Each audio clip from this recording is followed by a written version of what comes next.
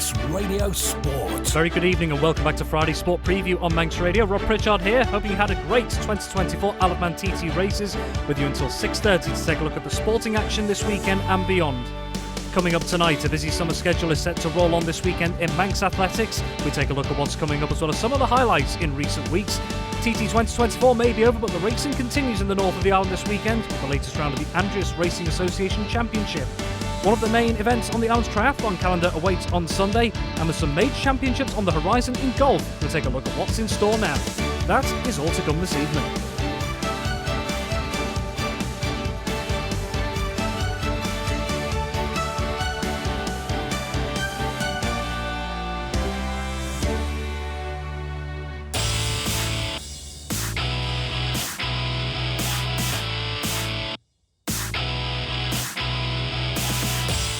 A very good evening and welcome back once again to Friday Sport Preview here on Manx Radio, with you through until 6:30pm to take a look at the sporting action coming up on the Isle of Man both this weekend and beyond. Hope you had a great 2024 Isle of Man TT races. It was rather stop-start with the schedule, but we saw some great stories, and of course Michael Dunlop becoming the most successful rider of all time amongst many other things. Davy Todd, senior TT winner, and double sidecar victory for Ryan and Callum Crowe from the Isle of Man. Looking forward now though to what is to come across the other respective sports over the coming weeks. We're going to turn firstly to athletics, and it may not have been plain sailing recently due to the weather and other matters, but a busy schedule lies ahead for the Isle of Man athletics scene.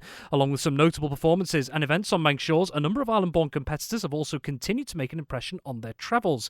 Well, I caught up this week with local athletics correspondent Dave Griffiths to find out some of the recent local highlights and some of the competitions and considerations over the next few weeks. Yeah, we've had some excellent performances. It's been a bit of a strange start to the season, really. So we're supposedly in summer, but obviously the weather isn't playing ball. We haven't had a great deal of track and field action on the Isle of Man so far, but that is about to change. Having said that, we've had some pretty spectacular performances, and probably top of the list at the moment was one of our really promising up-and-coming young athletes, Regan Corrin, he's had a great start to the season generally, but last Saturday he made a little bit of Manx athletics history by becoming the first Manx long jumper of any age to jump 7 metres or more. He jumped 7 metres and 7 centimetres in winning the silver medal at the North of England Athletics Championships, which was held in Middlesbrough. I mean, that is just, for a lad who's in his first year as an under-17, that really is a tremendous performance. And not only that, but Regan has also jumped over 2 metres for the high jump for the first time this year.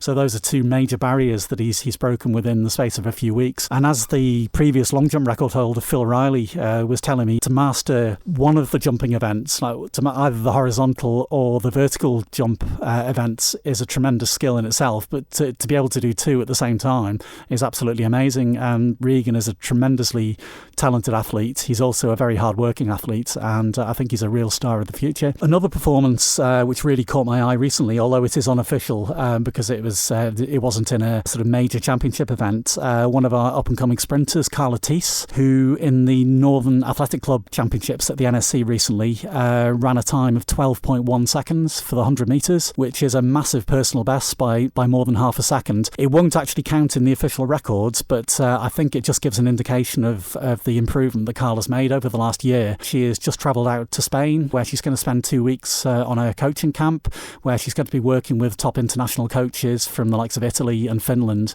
and she's going to be working with really high-level athletes. And then also sort of moving across the Atlantic as well, an athlete who just seems to be in the headlines all the time is David Malarkey, who's a representative now of Florida State University. He reached the final for the second year in a row of the national collegiate finals in the 5,000 metres, in which he finished in 18th place.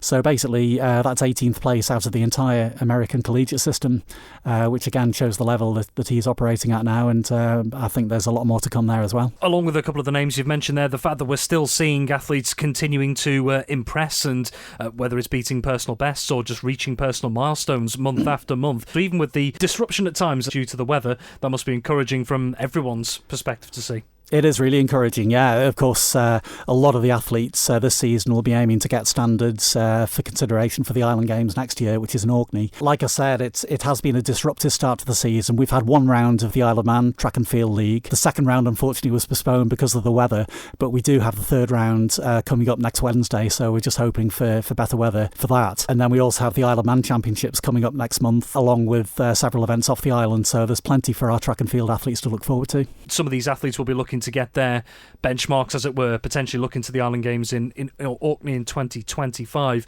There's also another consideration that maybe might become a possibility, the 2026 Commonwealth Games, if they happen in some format. Is that a factor at this point, or is it too early to say? No, I think it is. I mean, I think at the moment there is a lot of uncertainty over the future of the Commonwealth Games. I think there's a suggestion at the moment that possibly an event in some form or other might take place in Glasgow in 2026. I think for the ambitious athletes, both the senior and the up-and-coming ones like Regan Corrin, for example, and others, I think they will certainly be looking at that as a target. And I just hope for their sake that something definite is sorted out fairly soon, because it's not good having the uncertainty. You really need these targets to aim for, whether it's a year ahead or 2 years ahead or whatever. So, if we do end up having an event in Glasgow, that'll really be something to aim for. Turning to matters locally again then, in terms of what's coming up in the next few weeks. I know you've already touched on this already, but what's the main focus over the next couple of weeks and maybe going into July? Well, I think the big one coming up is obviously the Parish Walk, which is a week on Saturday, but we've got a really busy week coming up to that as well on Friday, so that'll be more or less as this goes out.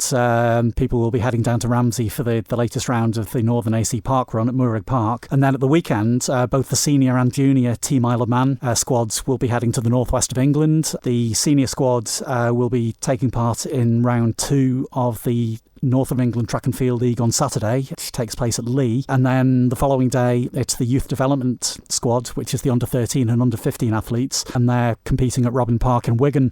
I have to say the weather forecast isn't looking great, so they'll probably need to pack overalls, but again, these events are really good. Particularly the Northern League is a great preparation for athletes potentially going to the Island Games, because it's for age groups from under 17 and upwards, but they're competing against senior athletes, and that's exactly what Island Games competitors will do. Manx Radio Sport.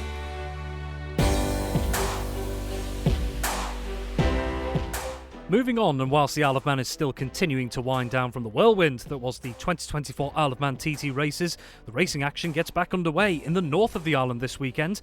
The latest round of the Andres Racing Association Championship is coming to Jurby on Saturday and Sunday.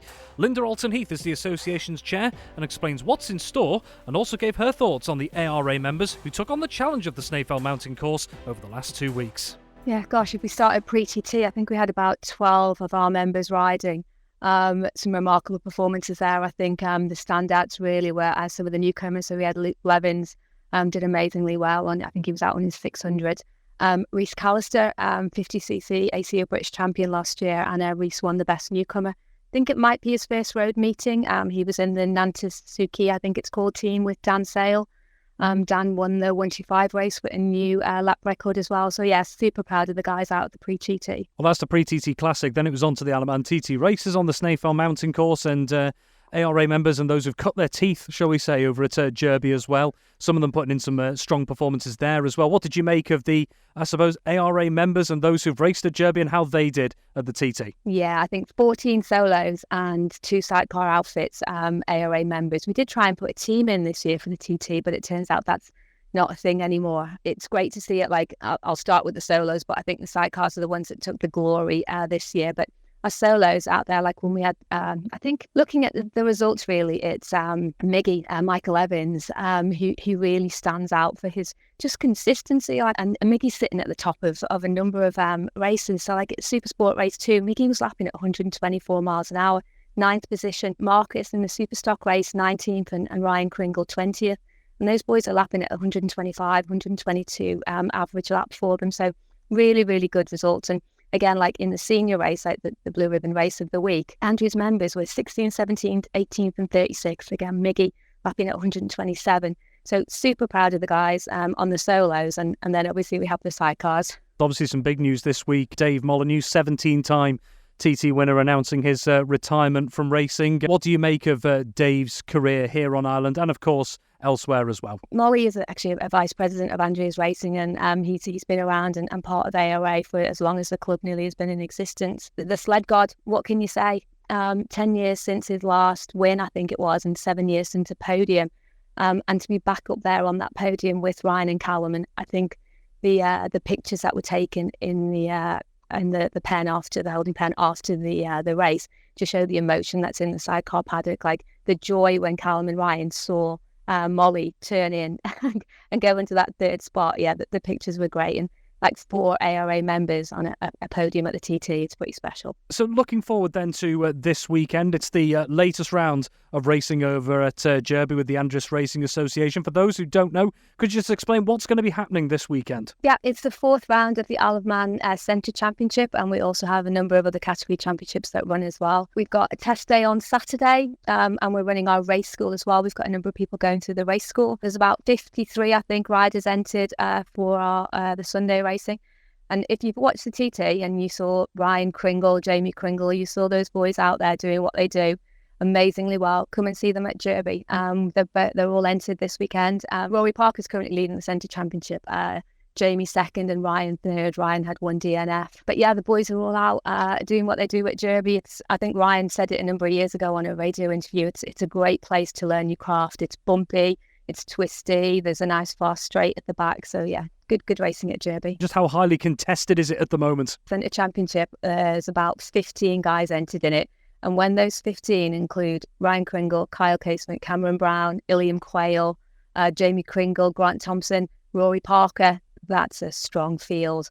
I was on a call with a couple of other clubs, and there's some clubs in the UK struggling to get riders on the grid. We really don't struggle at the moment. It's a very buoyant paddock. There's a great atmosphere in our paddock, and it's really down to my committee and the hard work that goes in from everybody. It's the track preparation by Jason and the guys, and it's our clerk of the course, Darryl and Neil. It's the girls in the race office. It's just fab. Our scrutineers, so embedded in our paddock now that they come up on the Saturday on the test day and give the boys some pointers on what's happening. I say boys, I need to stop saying that now. We have 2 girls racing with us now, which is great to see, Lauren and Zoe. So they'll both be out racing on Sunday as well. Just finally then, if we're looking ahead to the racing this weekend, if there's anybody considering heading up north and taking him some racing up at Jurby, how can people maybe come down and watch? Yeah, we've got our test day on Saturday, race day on Sunday. Both days were on track about 9:30. Sunday racing starts about 11:30. We go through the day, 14 races, all the way through till about 4 on Sunday. I would just also like to mention that our medical cover is something that is hugely important to us on Ireland. We have to provide doctors and hog motorsport medics. The hog guys are trying to do some recruitment, so anybody interested in the medical side of things to support the racing on the Isle of Man, please get in touch with the hog guys. They would love to hear from you. Manx Radio Sport. Into the summer months, and it's the time of year that the Isle of Man's triathlon scene really starts to get into its stride. What's more, one of the main events on the island's triathlon calendar, the Manx Middle Distance, beckons in Ramsey this Sunday. To find out more about that, as well as the popularity of the discipline going into this busy period, I caught up with Rich George, who's the secretary of the organisers of this weekend's event, the Manx Tri Club. I'd describe us as a relatively small but incredibly enthusiastic and forward-thinking bunch. We're always really keen to encourage more triathletes on the island and then competing off the island. So we run a series of events through the summer, as the triathlon season tends to be. We've had so far this year a junior tri in April. We had what we call a sprint triathlon based out of Ramsey Pool, which was in May. And then coming up, we've got sort of our big event, which is the half Ironman distance, what you call a 70.3, which is the Manx Middle Distance Triathlon, which is on Sunday, starting the swim at 8 o'clock in the morning. After that, we have a new event, which we're extremely excited about, which is the Super Sprint Relay, which is on the 21st of July. And then the final event of the year is the Triathlon Championships, which is on the 8th of September, all based out of sunny Ramsey. You've mentioned a couple of things that have happened and what's coming up. The triathlon side of things is, to put it quite generally, almost a summer sport, effectively a summer discipline. Yeah. So the fact that, both on and off island, we've got athletes who've been able to get into the groove of things a little bit before some of these bigger events come up. How good has that been for everyone involved? Yeah, it's fantastic. I mean, we try our best to follow Manx triathletes as they compete. I mean, it's around the world. It's amazing the things you see. I mean, one thing I wanted to make sure I mention is we've got some brilliant youth coming through, some younger guys, which we're encouraging and pushing through with the help of Support for Sport. So that we've got a youth coaching program coming on, and these guys are also competing off island. But there's also has to be a mention for the the more vintage triathletes, and I mean everyone is welcome and everyone puts their bit in. But to give you a few examples, and forgive me if I forget anyone, but we've had Martin Edwards, who competed in the Escape from Alcatraz triathlon last weekend and actually won his age group. We had John Barrett, who came, I think he was third in his age group, so he's in the 70.3 Ironman. Got Will Draper, our pro triathlete, who is going from strength to strength. He specialises in middle distance triathlon. He came first a few weeks ago in one of the challenge events. He came second. There are plenty of also female triathletes competing out there. And really, we try and make sure that all levels are encouraged. There are some people who are podiuming or whatever, but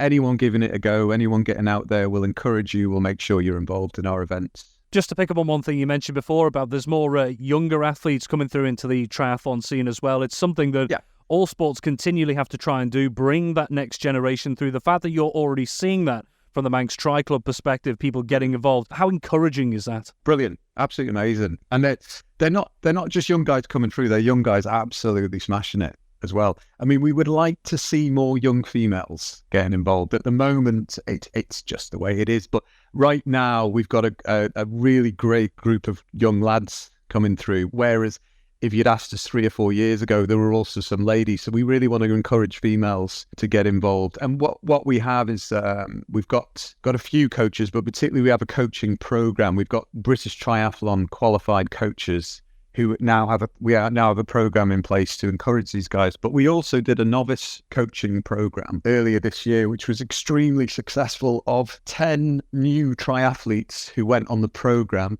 8 of them then competed in our May event. All absolutely loved it and have now got the triathlon bug. Sometimes going into sports, there may be those who may be put off by the fact that, I'm not an incredible athlete already. I'm just looking to do something to get fit and maybe meet a new social group or something like that. So having the ability for those who want to try it out and are at that beginner level effectively, how important will that be in trying to draw more people in? And as you say, maybe draw a few more female athletes in the future? Incredibly so. Incredibly important. Some of the things that we do, I mean, first of all, there are, as well as individual, there are team entries into our event. So you could cycle or swim or run. And that gets you involved, gets a taste for it. And then perhaps you might upgrade, for want of a better word, into doing the full tri. Quite a lot of people are nervous about the swim, understandably. And a lot of people, probably haven't swam since they went to school or whatever. But we also, in each event, or except most events, have a shorter swim option, which is more, and it's not on a competitive level. So, for example, in the sprint tri, we would have a 750 meter swim as the usual level, but we also have a 400 meter swim. So it's not it's more open. People are more willing to give that a go because it's shorter. Manx Radio Sport.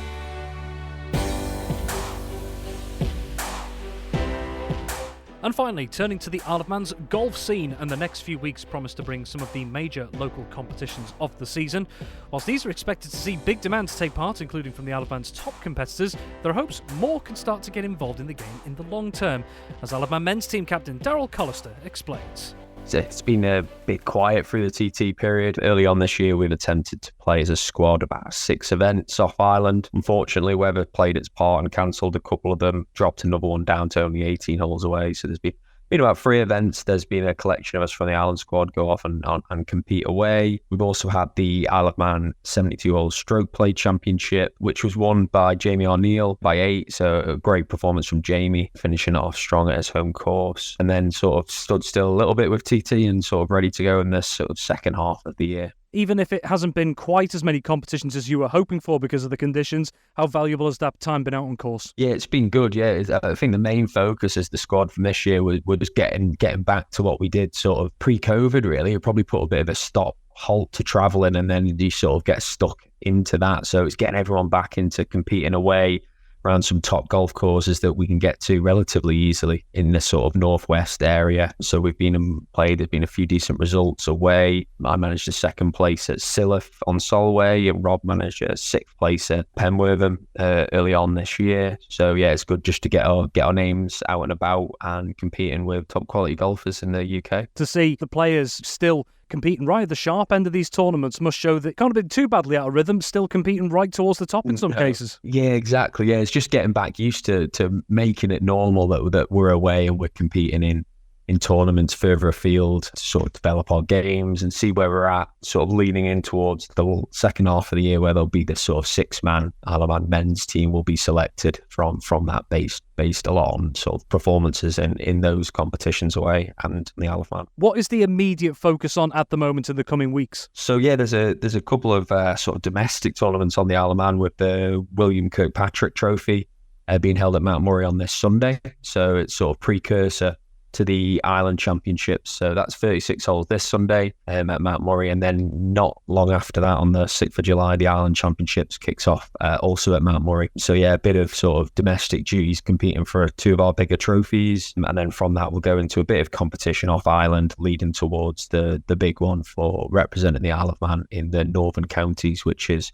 in Ulverston in Cumbria in August. Just looking to the tournament this weekend, are we expecting the top names from across the island to take part, given that the Isle of Man Championships are coming up very shortly? Yeah, absolutely. So it's sort of a good lead in, not long before the Island Championship. So everyone's pretty keen to play that, really. The Island Championships being the big one, but the William Kirkpatrick always being at the same course just before the champ sort of gets everyone encouraged to sort of compete and test their game at the championship venue course. So yeah, all the big names are there. Everyone's playing, and I think there's about 70 people in the tournament on Sunday. So hopefully get some good weather. From all accounts, the greens at Mount Murray are in absolutely fantastic condition. So I'm sure everyone is looking forward to getting out there and doing battle. And as you mentioned, it's not just the Island Championships to look forward to. You've then got the Northern Counties tournament, as you've mentioned, taking place in Ulverston not long after that as well. So is that extra incentive for the likes of yourselves and the other players out there? Yeah,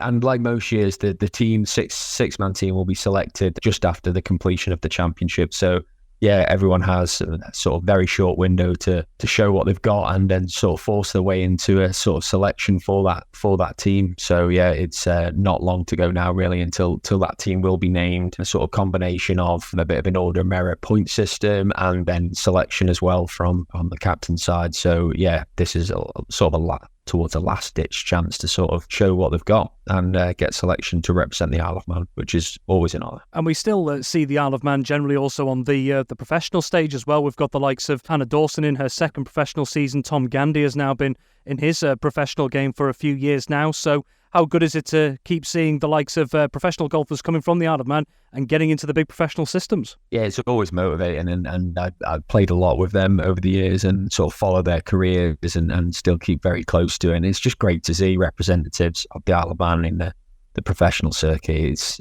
It's such a hard game to get to that top end, and full admiration and support from the whole of Isle of Man, really, for them putting our flag on the stage and on leaderboards in months and years to come. And that's all we have time for on Friday Sport Preview this week. Many thanks to my guests this week, Dave Griffiths, Linda Alton-Heath, Rich George and Darryl Callister. That's all we have time for, so that's all from us. So have yourself a wonderful Friday evening and have yourself a wonderful weekend as well. Let's hope this weather holds. Hey, Mike Reynolds is here with you next, but from me, until next time, it's bye for now.